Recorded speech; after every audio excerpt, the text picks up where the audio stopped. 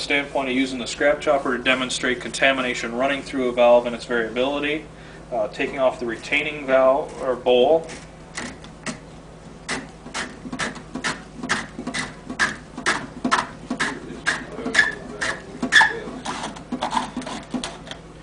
You'll see in there you have a mixture of sand, metal flake, chips. Worst type of contamination you'd ever want to have in a pneumatic system. This is not something we recommend, but it is something that it's durable and can resist going through. This chamber here represents the cylinder body. The only way that you can get air pressure through and to the exhaust ports is to go through a cylinder chamber. We're taking that sand, chips, metal into that volume chamber. Make sure to put the cap back on.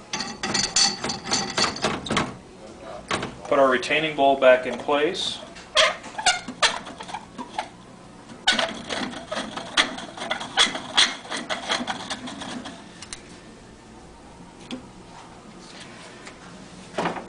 .128 power supply. Showing it in the B condition. Hitting this button is going to shift the valve back and forth. We turn air pressure on. It is now running through. As the valve shifts back and forth, it's actually, you can see the air has cycled back and forth. It's actually cycling that cylinder. So the only way it's getting through is by actually shifting through that volume chamber, flashing back and forth through the valve.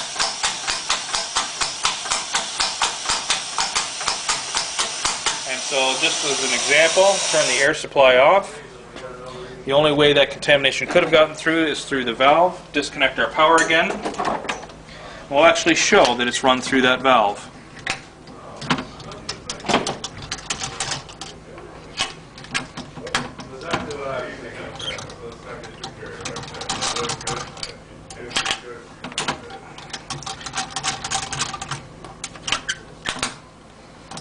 This is only possible because of the spool and sleeve, no dynamic seals.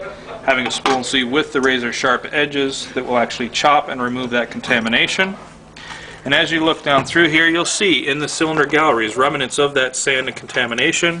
Further, you'll see the debris that's in those cylinder chambers where it had to cycle through. The spool and sleeve internal through the middle is the resisting factor that gives you that cleaning action. It is able to chop and shear contamination like no O-ring is able to, which would actually destroy itself. All the valves, Mark Series, ISO Series, Generation 2000 Series, share this benefit with the spool and sleeve.